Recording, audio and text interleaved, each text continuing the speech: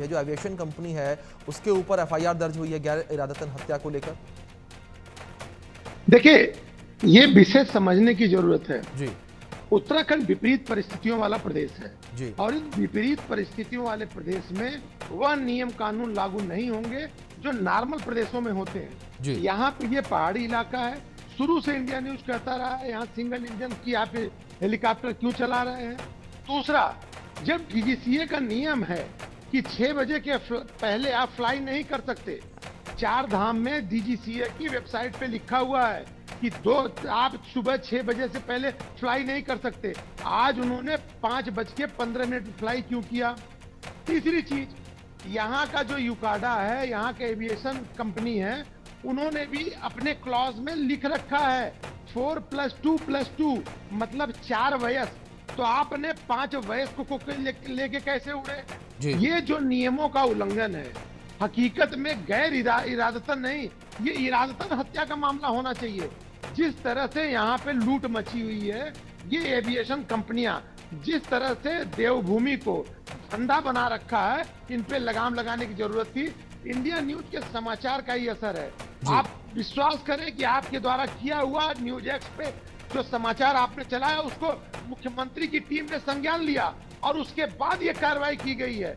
India news शुरू से कह रहा है, बार बार कह रहा है, और अब जाके अगर संज्ञान लिया गया है तो इसको पॉजिटिव में देखना चाहिए और ये मानना चाहिए कि पुष्कर सिंह धामी जिस तरह से भी सरकार चला रहे हो, लेकिन अगर कोई गलती आ रही है तो उस पर एक्शन किया जा रहा है और आज वही देखने को मिला है। सुबह से हम लोग कह रहे थे कि 5:15 पे क्यों उड़ा, और वही विषय जो एफआईआर है, पहली लाइन उसमें लिखी गई है कि जब स्लॉट 6 बजे के बाद का था तो 5:15 पे आपने फ्लाई क्यों की। और इसमें हकीकत में हत्या का मुकदमा अगर दर्ज हुआ है तो उसके ऊपर मजबूत कार्रवाई और इस कंपनी को अभी ब्लैक लिस्टेड भी करना चाहिए। जी जी बिल्कुल।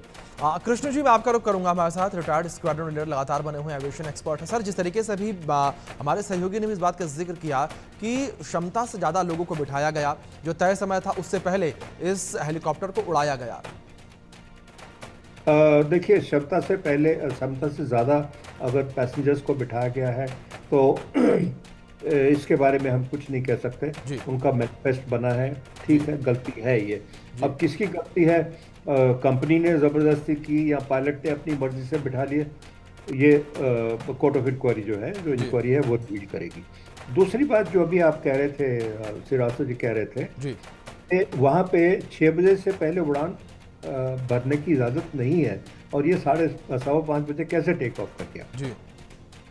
टेक ऑफ एटीसी की परमिशन के बगैर नहीं हो सकता। जो एयरपोर्ट कंट्रोलर है, जो एटीसी कंट्रोलर है, वो इजाज़त नहीं दे सकता किसी भी फ्लाइट, और हर एक फ्लाइट के उड़ने से पहले एक फ्लाइट प्लान फाइल किया जाता है।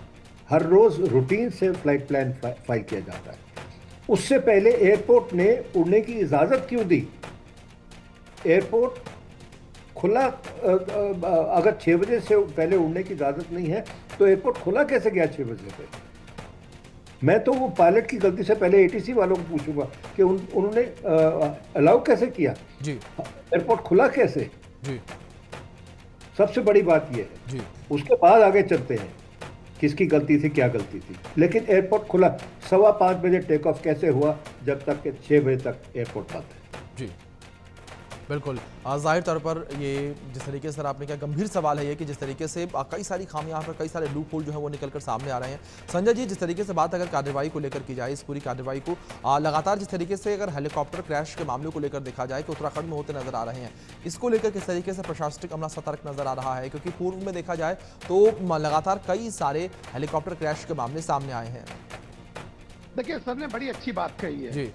बहुत महत्वपूर्ण ये है कि जब आप हेलीकॉप्टर पे या कहीं जाते हैं या फ्लाई करने जाते हैं तो जो आपका वजन है, स्पेशली मैं अगर हेलीकॉप्टर की बात करूं तो वजन वेट किया जाता है, जो नियम है उसके तहत समान होता है। और जब ये सारी तैयारियां हो जाती हैं तो उसके बाद एटीसी परमिशन देता है कि मौसम सही है, आपने जो भेजा है उसका वजन हेलीकॉप्टर के हिसाब से सही है, अब आप फ्लाई कर सकते हैं। लेकिन इन सब के साथ एटीसी के परमिशन की जरूरत तो तब पड़ती ना साहब जब स्लॉट ही 6 बजे के बाद है। 6 बजे के बाद इनको एटीसी की परमिशन की थी, 5 सवा 5 पे कैसे उड़ गए? इसका मतलब है एटीसी भी गुनाहगार है, डीजीसीए भी गुनाहगार है, और जो इनका लोकल जो यहाँ पे ये यूकाडा है, जो एविएशन कंपनी उत्तराखंड की है, जो उनके भी लोग वहां बैठे हैं, उनकी भी गलती है। तो आप, और सबसे बड़ी चीज, ये आर्यन कंपनी पहले भी इस तरह की हरकत कर चुकी है, पहले भी इसके हेलीकॉप्टर गिर चुके हैं, और इसके बाद भी अगर उत्तराखंड में ये फ्लाई कर रहा है तो हमारी समझ से अब समय आ गया है इसको नकाल, इसके ऊपर। बिल्कुल संजय जी, गंभीर चिंता का विषय ये, जिस तरीके से लगातार हेलीकॉप्टर क्रैश हो रहे हैं, लेकिन उसके बावजूद भी जो एविएशन कंपनी है वो अभी भी हेलीकॉप्टर उड़ा रही है, और फिर से ये बड़ा हादसा हुआ, 7 लोगों की जान चली गई। बड़ा सवाल ये भी है कि इन 7 मौत का जिम्मेदार आखिर कौन है। फिलहाल आप दोनों का बहुत शुक्रिया जुड़ने के लिए, और कृष्ण जी अपना कीमती वक्त देने के लिए इंडिया न्यूज को बहुत शुक्रिया। वक्त छोटे से ब्रेक का, बने रहे इंडिया न्यूज के साथ।